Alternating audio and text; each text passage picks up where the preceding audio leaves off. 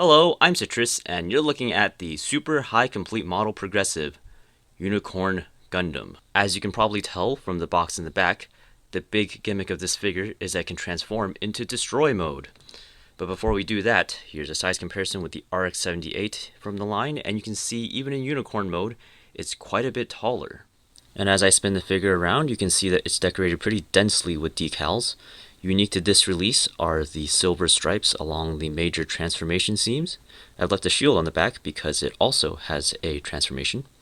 If the unicorn is a little bit bland for your tastes, the figure does come with some water slides of Anaheim Electronics and Vis Foundation logos for you to use. The shield transforms perfectly, but the rest of the process is a part swapping affair.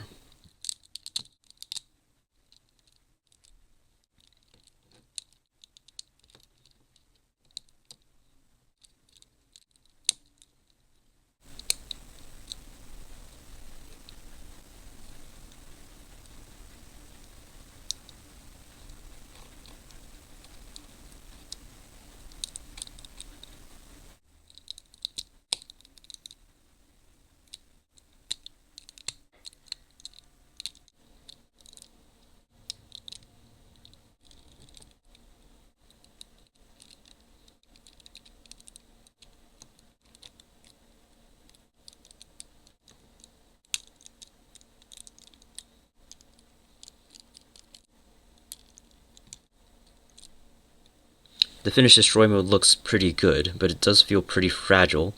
In a couple of places, the figure tries to imitate the real transformation, particularly in the forearms, a little bit in the thighs, and the waist skirts. The only transformation step missing is that the hips don't move outwards, so they are the same width in destroy mode as they are in unicorn mode. It's very easy to shove the lower waist section back into the chest, and it'll happen a lot because there is a really good ab crunch in the chest that you'll probably want to take advantage of.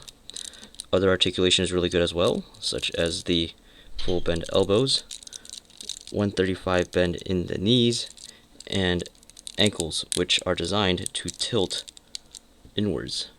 Sizing it up against the RX-78 again shows just how much height the figure gains in destroy mode. Here's a wide stance with the wrist-mounted beam sabers. You can see the ankles working really hard, but keeping the feet flat is still a challenge. Here's a pose with the beam rifle and shield. The clip is detachable. Here's the bazooka, featuring an extending barrel and a removable cartridge.